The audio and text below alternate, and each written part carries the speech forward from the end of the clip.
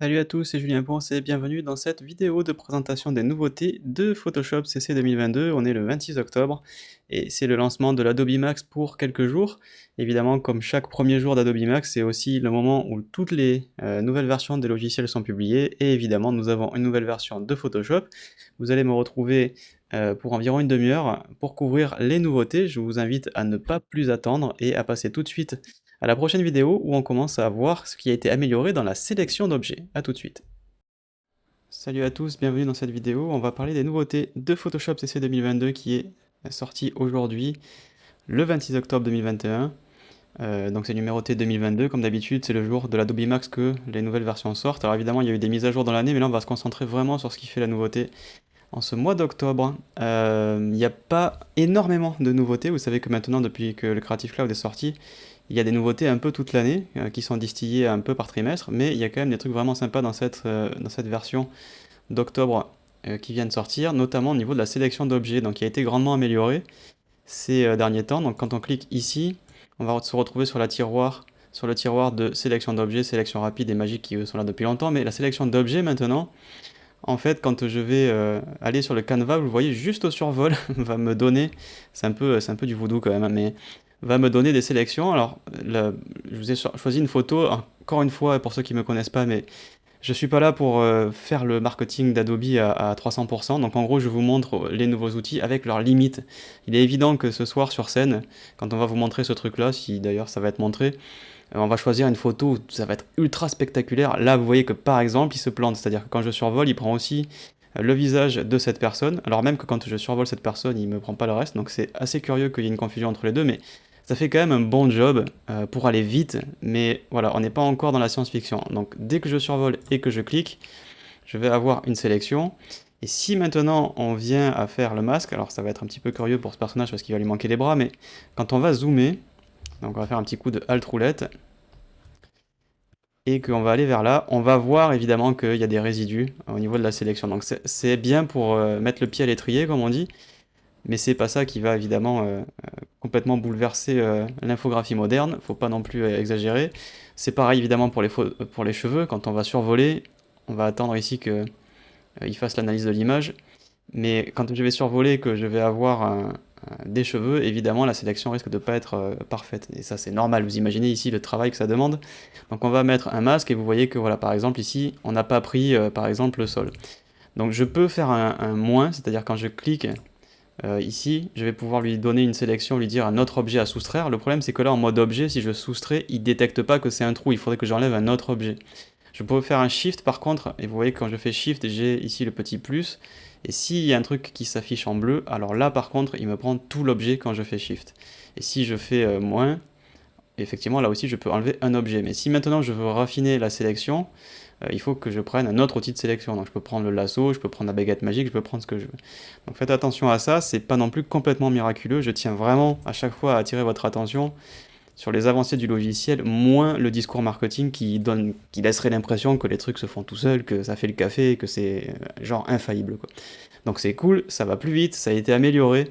Bon, il y a des sélections qui maintenant prennent 3 secondes là où il fallait peut-être 5 ou 10 minutes avant, mais ça ne fait pas encore des miracles. Voilà, c'est très important de le souligner, je voulais être sûr qu'il n'y ait pas de fausses promesses à ce niveau. Néanmoins, c'est quand même plutôt cool que on ait au survol comme ça la possibilité de voir ce qui va être sélectionné. Parce qu'avant, en fait, quand on avait la sélection d'objets, on était obligé de faire une sélection comme ça. Et puis voilà, il sélectionnait le truc, mais on savait pas ce qu'on allait obtenir. Maintenant, au survol, on a directement une prévisualisation du résultat.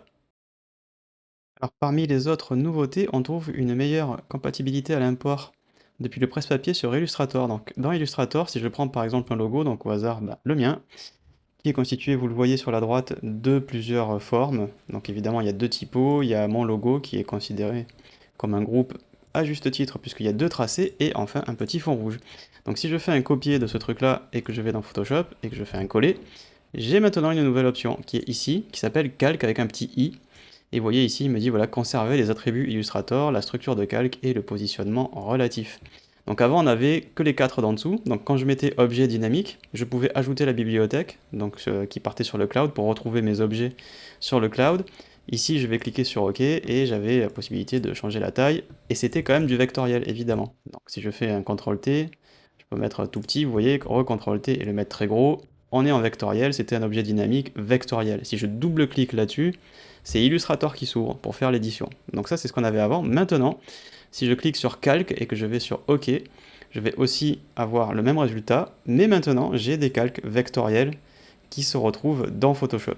Et donc la possibilité évidemment de pouvoir reprendre tous les tracés. Donc ça c'est vraiment cool. Donc si je fais un CTRL-T sur ce groupe, évidemment que ça va rester propre puisque c'est du vectoriel. Et si je prends la flèche blanche, vous voyez que je vais pouvoir choisir les calques. Alors on va essayer de faire un CTRL-clic voilà, pour retrouver l'objet. Et maintenant sur cet objet, ben, je retrouve évidemment tous mes points. Si je fais un CTRL-clic là-dessous, hop, j'appuie sur A et je retrouve tous mes points. Si je fais un CTRL-clic sur les lettres, c'est pareil. Vous voyez que je peux manipuler tous les points. Je suis en vectoriel, donc c'est vraiment pratique pour pouvoir importer du Illustrator et avoir le même résultat que ce que l'on a en tant que calque dans Illustrator. Alors j'ai juste une réserve. Encore une fois, toujours dans le souci d'être hyper transparent et de ne pas vous mentir et de ne pas faire de promesses miraculeuses façon marketing.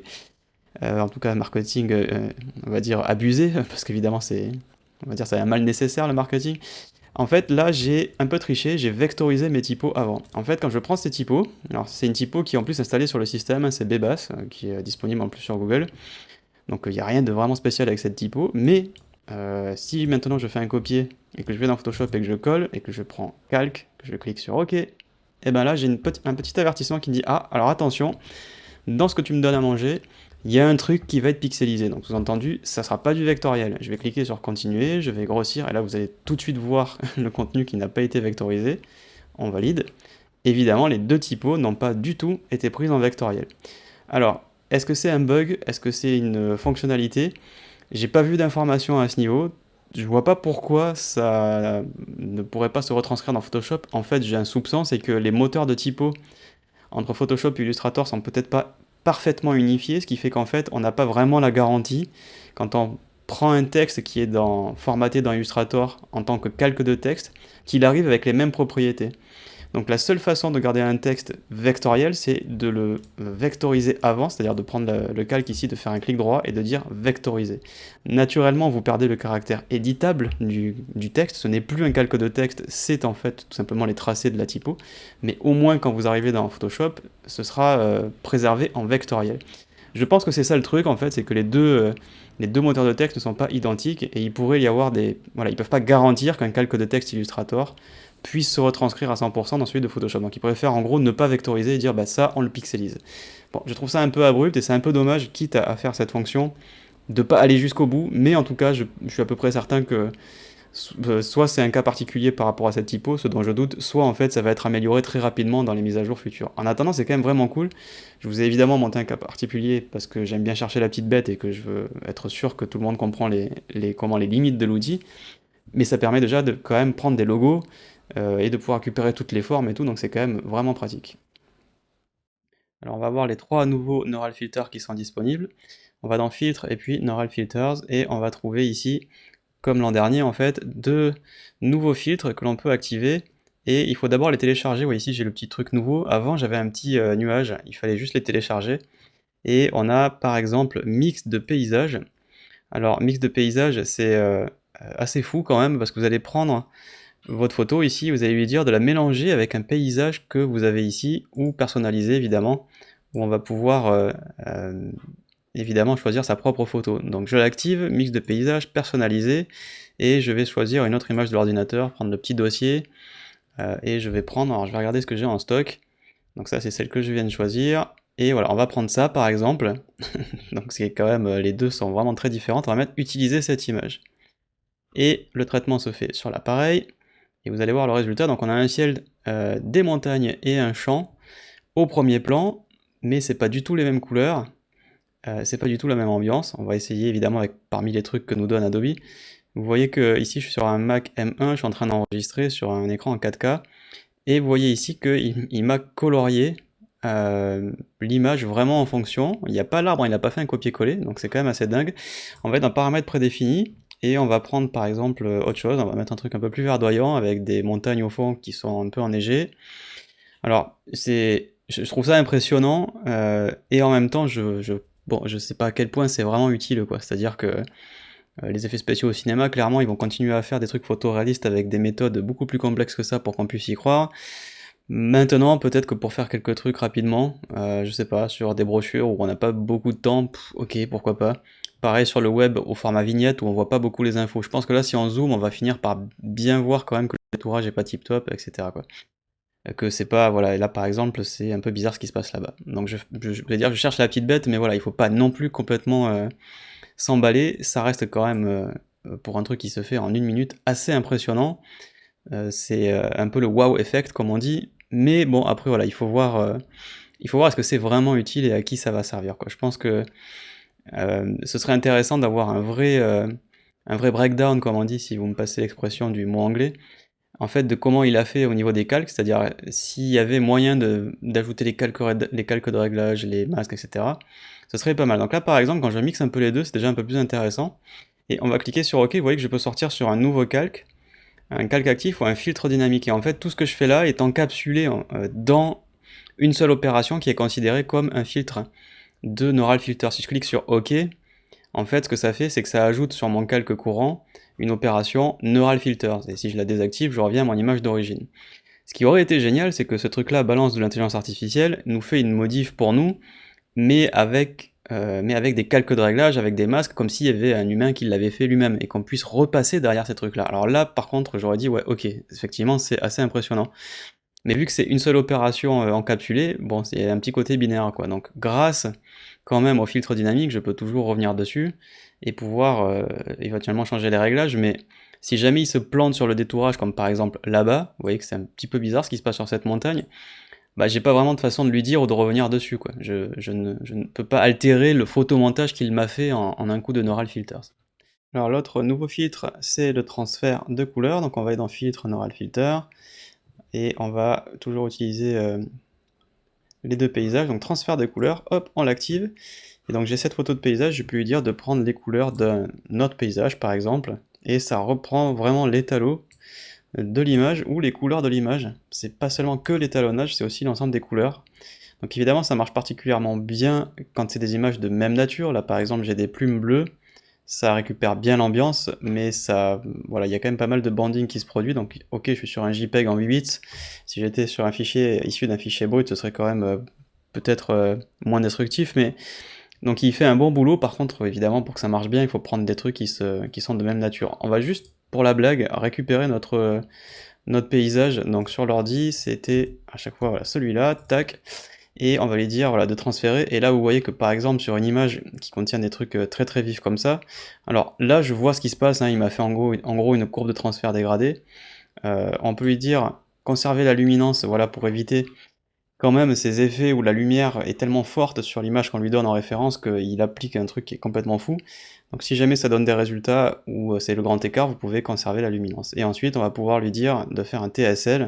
Donc l'intensité des couleurs, c'est à quel point il va récupérer l'intensité des différentes couleurs de l'image de référence. Vous voyez qu'ici, si on pousse à 100, il va vraiment prendre des trucs très bleus, très jaunes, très verts.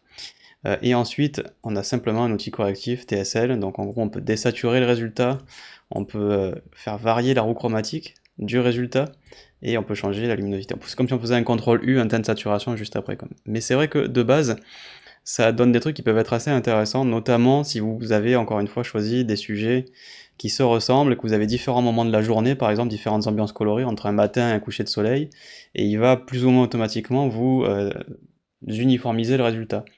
Encore une fois, j'aurais vraiment adoré que ça se traduise. Imaginez qu'il y a un Photoshop derrière avec un PSD qui fait ça, avec du balance des couleurs, avec du temps de saturation, avec du niveau de la courbe. Bref, c'est Photoshop qui tourne derrière, j'imagine, hein, que c'est ça c'est le même moteur, quoi. Donc c'est un peu dommage quand on clique OK de pas avoir en fait un décomposé des calques qui ont été utilisés pour faire ça, comme s'il y avait un humain qui l'avait fait. C'est la même remarque que précédemment, quoi. Le jour où ça arrive, c'est-à-dire un truc qui vous fait le plus gros du boulot tout de suite automatiquement, mais qui vous laisse quand même repasser derrière, là c'est cool. Encore une fois, sur ce filtre, je vais pas pouvoir repasser derrière. Je vais pouvoir repasser derrière en fait sur le filtre dans son ensemble, c'est-à-dire venir le rechercher pour retrouver ces réglages-là, mais ça ne me donne pas en fait ce qu'il y a dans les coulisses. Et ça, c'est vrai que ça aurait été intéressant. En attendant, ça donne quand même des trucs sympas, et si vous avez des séries de photos à corriger comme ça peut être intéressant. Par contre, un petit peu dommage aussi qu'on n'ait pas un outil pour automatiser le résultat, c'est-à-dire si j'ai 50 images à appliquer comme ça, il va falloir que j'applique 50 fois le filtre, et j'ai pas moyen de vraiment l'automatiser. Mais j'imagine qu'on finira par y venir dans les prochaines versions. On va voir le dernier neural filter, c'est harmonisation, et on va faire un photomontage rapide, on va juste incruster en fait ce portrait sur cette image, et on va peut-être essayer aussi sur celle-là, et je vais vous montrer les petits problèmes que ça comporte. Encore une fois, c'est une technologie qui est, je pense, pas encore complètement aboutie. Donc on va prendre l'outil sélection d'objets, il y a le finder d'objets en général qui travaille là-haut, on peut lui dire de retravailler si on n'est pas sûr du résultat, ou s'il a oublié un truc, bon là ça va être simple, voilà, hop, on clique, il a une sélection, ce truc-là, on en fait un masque, ok, donc ce sera pas parfait, mais on va pouvoir dupliquer ça dans l'image d'à côté, et le but du jeu, ça va être donc d'améliorer le résultat. Donc première chose, pour que ça marche, il faut que l'image contienne un masque, et je vais vous montrer qu'il y a un petit bug, en tout cas chez moi il y en a un, donc on va dans Filtre, Neural Filters, hop, ici, et on va chercher Harmonisation. Et là vous voyez que j'ai ce truc, c'est-à-dire ça prend l'image, la taille d'origine, plus les bords du masque. Alors c'est très curieux parce que c'est pas du tout ce que j'ai dans le masque, et bah, j'ai pas du tout la transparence. Donc on va revenir en arrière, et ce que je vais faire, c'est que je vais faire appliquer le masque de fusion, voilà, pour enlever toutes les informations de pixels. Et puis on va dire filtre, neural filters, on va revenir et voir si ça va mieux. Et je vais dans harmonisation, et normalement, quand je vais l'activer, on va mettre quelques zéros, et voilà, ça va travailler, et vous voyez qu'il va faire une harmonisation en fonction de l'étalonnage. Donc il a détecté que le contraste était trop fort, et évidemment ici, c'est pas fait pour faire croire qu'elle était là, mais si vous voulez améliorer la fusion des deux, si jamais vous voulez faire un photomontage comme ça, il a quand même chopé exactement ce qu'il fallait en termes d'information de lumière. Je prends le grand écart pour vous montrer que ça fait pas un photomontage pour vous, mais ça fait quand même une bonne part du boulot. En plus, après, voilà, il faut surtout mettre des images qui vont exactement bien ensemble, quoi. Donc on va cliquer sur annuler, on va l'amener maintenant. Vous voyez que la différence de lumière, elle est quand même monstrueuse. Il avait quand même bien trouvé le truc. Et on va faire l'inverse maintenant, on va mettre ce calque. C'est dommage de ne pas pouvoir plus garder le masque, mais bon, on va mettre ce calque dans l'autre paysage. Et là, évidemment, donc si on voulait faire un truc du style une vignette, et par exemple, ce qu'on va faire, c'est qu'on va recadrer. Voilà, on va faire comme si c'était comme une photo de profil ou un truc comme ça. Hop, on se met là, on va dire image recadrée, boum. Et évidemment, il faudrait améliorer les contours, mais comment faire pour que les deux collent bien? Donc ce que je vais faire, c'est que je vais aller dans Filtre, Neural Filter, et là aussi, on va activer l'harmonisation, et on va aller sélectionner le calque d'arrière-plan, et vous voyez que là aussi, il va sélectionner les bons tons sur les tons clairs, il va accentuer le contraste, il va donner une ambiance légèrement bleutée. Encore une fois, si on passe le détourage qui est quand même pas fou, c'est pas si mal, on pourrait rendre ça sur un nouveau calque. Et le nouveau calque, en fait, vous sépare le calque mais avec un autre étalonnage. Là-dessus, on pourrait faire un CTRL-clic et récupérer la sélection avec un sélectionner et masquer, faire un petit coup de rayon pour avoir un meilleur résultat, avec, pardon, hop, petit contour progressif, on clique sur OK, et maintenant on va remasquer ce truc-là, et puis derrière, on pourrait faire maintenant juste un petit flou de l'objectif, avec un rayon de 10, cliquez sur 11, voilà, et il faudrait encore une fois mieux améliorer le résultat, mais regardez, on est quand même parti de ça à la base, et on a un meilleur étalonnage entre les deux, donc si on met un flou derrière, voilà, vous pouvez faire un petit truc, une petite vignette sur le web, ça va marcher carrément mieux que juste ça. Encore une fois, vous avez le avant, tac, et ici le après.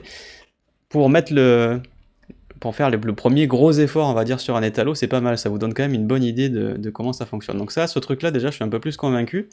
Encore une fois, je m'en servirai pas pour faire un photomontage en entier, mais juste pour mieux mélanger deux éléments, je pense que c'est vraiment pas mal. Donc parmi les nouveautés de Photoshop 2022, on a le retour d'un filtre, le filtre peinture à l'huile.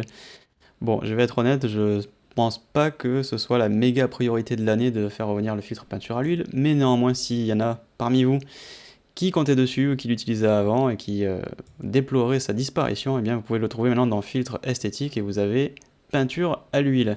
L'avantage c'est quoi? C'est que maintenant il est accéléré par la carte graphique, donc même sur les très très grosses images, quand vous cliquez sur OK, c'est voilà, quasiment instantané. On n'a même pas vu la fenêtre partir, que le truc était déjà appliqué. Donc c'est compatible Metal sur macOS et c'est accéléré par DirectX sur Windows évidemment. Et bah voilà, les performances sont très très bonnes. On, on a quand même bien vu que Adobe essayait, y compris d'ailleurs dans Premiere After Effects, de rendre de plus en plus de filtres disponibles compatibles avec l'accélération GPU, ce qui permet de gagner du temps, mais bon, en tout cas voilà, Ventura lui il est revenu, il a accéléré GPU, je sais pas si je vais m'en servir tous les jours, je pense pas, mais si certains d'entre vous en avaient besoin, il est disponible. Alors autre petite nouveauté de Photoshop 2022, c'est des améliorations en ce qui concerne le travail collaboratif, les commentaires et aussi le système de signature qui permet de voir si une image a été modifiée et quels sont les éléments de l'image qui ont été modifiés, est-ce qu'ils contiennent aussi éventuellement des images d'autres personnes. Tout ce système de ce qu'on appelle le Content Credential qui permet de vérifier aussi si une image a été manipulée, si elle a été truquée, etc. Donc évidemment ça soulève tous les problèmes éthiques, surtout à l'heure où les deepfakes sont devenus assez courants. Donc est-ce qu'en gros, comment croire qu'une image est authentique? Est-ce qu'elle contient des œuvres d'autres personnes qui auraient été modifiées, etc., etc. Donc c'est un sujet qui est assez vaste, mais je vous montre juste rapidement où est-ce que ça se passe. Personnellement, je ne l'utilise pas, en plus c'est des technologies qui viennent juste de sortir, donc évidemment c'est difficile là, le jour même où ça vient de sortir, d'avoir quelque chose en contexte. Donc j'ai pris une image ici que j'ai stocké sur le cloud, et en fait il y a deux panneaux, le panneau commentaires ici, qui permet maintenant en fait de rédiger des commentaires et de faire tout un tas d'interactions avec les personnes qui sont invitées en fait à voir les modifications sur le document. Donc il faut commencer évidemment par partager le document, et c'est ici que ça va apparaître, et ça permet en fait de pouvoir faire des modifications directement depuis Photoshop sur les éléments qui ont été commentés. Vous pouvez en fait interagir et partager des avis et faire du travail collaboratif sans quitter Photoshop, sans passer par l'interface en ligne du Creative Cloud. Donc ça c'est le premier truc qui est cool. Et par contre on a maintenant donc le Content Credentials qui est en bêta, donc encore une fois je ne peux pas vous le montrer, où en fait il va falloir synchroniser avec un compte, comme par exemple le Behance ou Instagram ou Twitter. Vous voyez ici moi j'ai synchronisé mon compte Behance, ce qui fait qu'en fait quand je vais faire des images et que je vais activer l'historique, si vous préférez, ça va enregistrer tout ce que je fais et je vais être authentifié, enfin, je vais être identifié et authentifié comme ayant été l'auteur de ces modifications. Et si cette image part ensuite, par exemple, dans la création de quelqu'un d'autre, ça va s'afficher comme étant, je vais être affiché comme étant l'auteur. Donc ça permet de faire un suivi, une traçabilité, si vous préférez, des modifications d'image. Ça va être utile notamment pour les journalistes qui vont pouvoir prendre des photos et savoir si la photo qu'ils veulent publier dans leur article correspond à exactement ce qu'ils veulent illustrer, si elle n'a pas été truquée, si elle n'est pas fake en fait tout simplement, et quels sont les auteurs qui mériteraient d'être crédités, parce qu'il y a évidemment des questions de droit d'auteur dans tout ça. Donc ce panneau en fait il n'est pas affiché par défaut, il faut aller chercher les préférences. Donc si je fais CTRL-K et que je vais dans aperçu de technologie, je vais pouvoir activer les informations d'identification du contenu, donc Content Credential. Et évidemment, ça passe par l'exportation. Donc on va mettre fichier exporté, et on a en fait exporté ici, exporté sous, et on a à droite ici Content Credentials Beta. Vous voyez qu'ici je ne peux pas vous le montrer, comme encore une fois ça vient juste de sortir, c'est en bêta, tous les trucs sont pas encore ouverts, donc on peut pas venir taguer les images à l'exportation. Malheureusement, mais évidemment ça viendra. Donc quand vous le chercherez, je ne sais pas quand vous verrez cette vidéo, mais voilà, je voulais vous montrer où c'était quand même. Et il y a juste un dernier petit truc que je voulais vous montrer, c'est que vous avez ici évidemment toujours voilà, l'historique des versions qui lui est disponible depuis un moment sur les documents qui sont enregistrés au Creative Cloud. Donc tout ça est fait évidemment pour fonctionner en même temps et pour pouvoir être utilisé au sein du Creative Cloud, mais aussi à l'extérieur, puisque évidemment l'identification de contenu doit marcher aussi, non pas que sur les PSD bien sûr, mais sur les fichiers qui ont été exportés, comme vous venez de le voir, donc en JPEG, en PNG, etc. etc. Donc une des nouveautés principales de Photoshop 2022, c'est Camera Raw 14 en fait. Camera Raw, c'est donc le module qui permet de développer les fichiers bruts, vous devriez le savoir, et en fait il va s'aligner sur toutes les nouveautés qui ont été introduites dans Lightroom, puisque en fait Lightroom, son module de développement, c'est Camera Raw. Donc s'il y a un truc nouveau dans Camera Raw, c'est disponible dans Lightroom et inversement. Donc en fait on a une toute nouvelle façon de travailler pour les masques, et en plus on bénéficie des outils de sélection automatique que l'on trouve maintenant dans Photoshop. Et ça, sauf qu'on travaille sur des fichiers bruts, donc c'est vraiment très très puissant.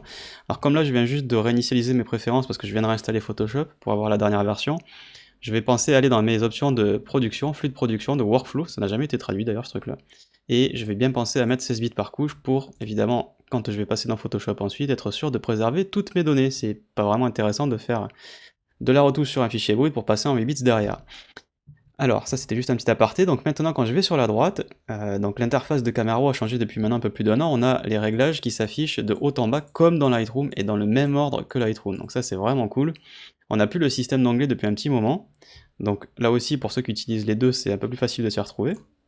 Et donc pour les retouches locales, avant on avait sur la droite ici les options de pinceau, pour faire un masque à main levée, on avait les options de filtre gradué, filtre linéaire ou radial quoi en gros.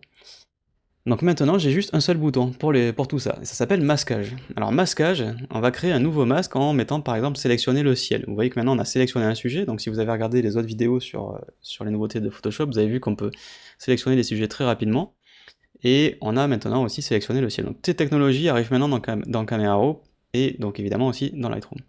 Donc on va mettre sélectionner le ciel, on clique, on laisse mouliner, et boum, il nous crée un masque, qui contient donc un masque ciel, que je peux cacher ou afficher, sur lequel je vais pouvoir faire des opérations comme inverser par exemple, ou faire une intersection avec un autre masque que je pourrais créer pour l'occasion, je peux le dupliquer, je peux le cacher donc, et je peux évidemment le supprimer. Et on a par défaut afficher l'incrustation auto, on peut changer la couleur, bon ça c'est un truc qu'on avait déjà. Donc maintenant que mon ciel il est sélectionné, ben, on va pouvoir par exemple le saturer, on va pouvoir dans les effets envoyer de la texture, on va pouvoir aller dans les tons clairs et dire je récupère un peu des valeurs. Donc regardez maintenant le avant-après, hop, on a amélioré notre ciel. Donc sur ce masque ici, on voit qu'on a fait une reconnaissance de ciel, on peut du coup ajouter un truc à main levée si par exemple on veut faire sur ce masque, donc sur ces réglages en cours, faire un truc en plus. Donc par exemple si on prend forme, on va pouvoir peindre, et vous voyez que je vais peindre le réglage aussi sur la mer. Alors si par contre je veux faire un masque vraiment supplémentaire, alors attention, il faut que quand j'ai fini de tout régler ici, il faut que j'ajoute un nouveau masque en fait. Là j'ai un masque, vous voyez qu'ici on peut mettre pareil, dupliquer, masquer, etc. Mais si je continue à ajouter des trucs là-dedans, ça se fera sur ce masque, c'est fait pour modifier ce masque, c'est des modificateurs si vous préférez du masque en cours. Donc on commence par un ciel, mais ensuite on peut ajouter, vous le voyez, différents éléments, on le décompose en différents éléments. Donc maintenant si je veux créer un nouveau masque, on va cliquer le gros bouton bleu, créer un nouveau masque. Et on va mettre par exemple aussi une forme, ou peut-être tiens, on va mettre une plage de couleurs. Donc ça crée un nouveau masque. Cette plage de couleurs, on va lui dire de viser ce truc-là, et hop, ça prend, vous le voyez, toute la terre. Donc bingo, maintenant je vais pouvoir envoyer du contraste, je vais pouvoir envoyer de la texture, et envoyer de la saturation, et peut-être faire un petit effet de couleur, c'est-à-dire que sur la teinte, alors on va changer un petit peu la saison, on va rendre ça un peu plus printanier, un petit peu plus vert. Et donc j'ai un masque 1, donc c'était le ciel, plus un petit coup de pinceau dessus. Maintenant j'ai un masque 2 qui contient ma gamme de couleurs. Donc l'avantage c'est qu'en plus, c'est bien rangé, c'est bien nommé. Alors quand on a par exemple un coup de pinceau, c'est juste un pinceau, mais on peut le renommer, on peut mettre par exemple mer. Donc ça c'est le truc qui est vraiment intéressant, c'est pareil dans Lightroom, c'est un truc que j'ai demandé depuis super longtemps, donc je suis vraiment très content. Ça fait longtemps que je râle sur le peu de nouveautés de Lightroom, ça fait 4 ans maintenant, puisqu'en fait ils ont beaucoup mis l'accent sur la version mobile, et dès 4 ans déjà je disais mais dans Capture One ou dans d'autres logiciels de retouche, on peut nommer ces masques quoi. Quand on a fait, vous vous souvenez d'avoir des trucs dans Lightroom ou dans Camera où il y a 30 épingles sur une image, et on sait plus quel masque fait quoi. Surtout que les épingles, les petites icônes qui sont là, apparaissaient à l'endroit du premier clic, mais si vous finissiez à l'autre bout de l'image, vous pouviez avoir des épingles qui concernent différents éléments de l'image, et c'est très très difficile de s'y retrouver. Maintenant, c'est enfin fini, on se retrouve avec des masques qui peuvent aussi évidemment être eux-mêmes renommés, donc on va mettre par exemple ciel plus mer, ensuite on peut renommer les différents éléments qui constituent le masque, et de masque 2 on va mettre par exemple premier plan.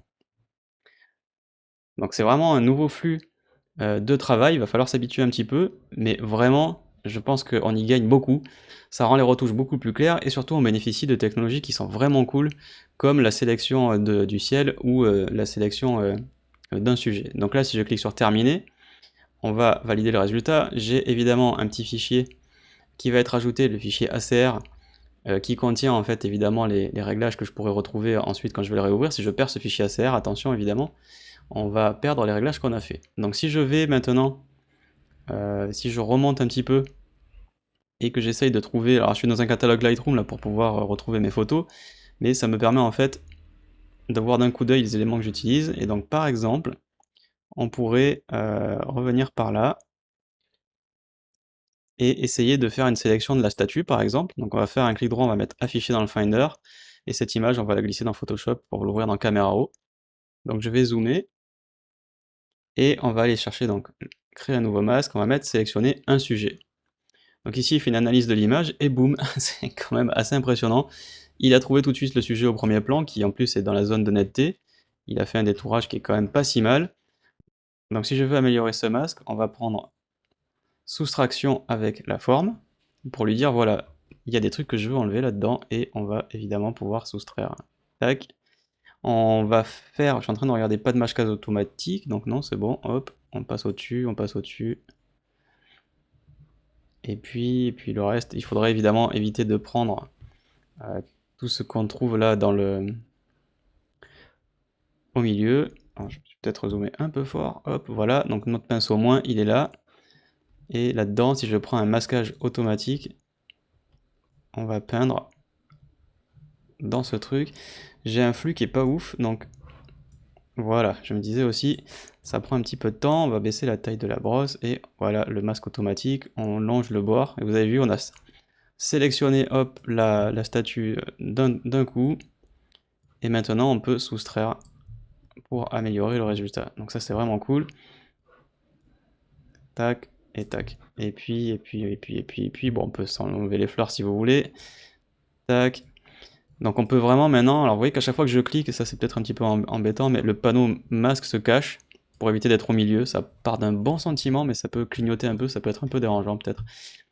Mais bon, on a sélectionné notre statut, donc maintenant sur masque 1, il vous le raffiche ici aussi pour vous rappeler que vous êtes en train d'éditer le masque 1. Alors masque 1, on va le renommer, on va l'appeler statut.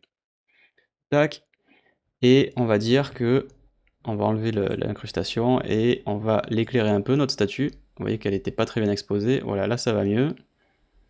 On va pouvoir faire un petit coup de texture pour la rendre un petit peu plus présente, un petit peu plus nette. Parce que l'effet, on va dire, le truc collatéral de la texture, c'est de rendre les éléments un petit peu plus nets. Et peut-être, j'ai l'impression que c'est un poil jaunâtre en termes de température, on va le rafraîchir un tout petit peu.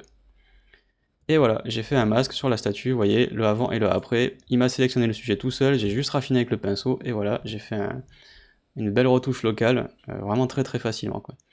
Donc c'est vraiment très impressionnant et très pratique. Ça va demander un peu d'effort à ceux qui étaient très habitués à utiliser le système d'épingle et à tout faire à la main, mais franchement ça commençait à être un peu archaïque, comparé à ce qu'on trouve dans DxO par exemple, qui permet de classer ses retouches locales avec des points de contrôle, comparé à Capture One qui permet d'utiliser des calques pour lui aussi faire des masques étagés sur plusieurs éléments de l'image et de pouvoir s'y retrouver, par rapport à OnOne qui propose lui aussi des masques que l'on peut renommer et qui est quasiment un Lightroom mélangé avec un Photoshop. Pareil pour Darktable par exemple, qui lui a en plus la possibilité d'instancier les masques, c'est-à-dire quand vous avez dessiné un masque, il y a plusieurs modules qui peuvent faire appel à ce masque. Si jamais on modifie le masque, tous les réglages utilisant ce masque se mettent à jour, ce qui est quand même pas le cas dans Lightroom. Bref, il y a vraiment plein d'autres outils qui avaient fait des avancées ces dernières années, et il était vraiment temps que Lightroom se mette à jour, et donc aussi Camera Raw pour ceux qui ne disposent pas de Lightroom ou qui ne veulent pas l'utiliser. Donc maintenant, au sein de l'édition de fichiers bruts, on a vraiment un environnement pour faire des choses précises, un environnement qui est euh, très professionnel parce qu'on peut vraiment s'organiser et c'est très lisible, et y compris en plus pour le travail en équipe. Maintenant, vous pouvez voir d'un coup d'œil quand vous ouvrez le fichier brut tout ce qui a été fait sur une image avec des calques, enfin avec des masques plutôt, qui ont été nommés et dont on sait exactement de quoi ils sont constitués. Merci à tous d'avoir suivi cette vidéo de présentation des nouveautés de Photoshop CC 2022. Vous pouvez retrouver ma formation complète à Photoshop CC sur tuto.com. Il suffit de se rendre sur tuto.com et d'aller sur la page d'accueil et vous avez formation complète populaire et vous retrouverez ma formation complète à Photoshop. Si vous voulez en savoir plus sur mes autres tutos, c'est très simple, dans le moteur de recherche, vous tapez mon nom, Julien Ponce, et vous aurez automatiquement tous les derniers tutos publiés, dont évidemment justement la fameuse formation complète. Je vous retrouve très bientôt sur YouTube, merci de m'avoir suivi, bye bye.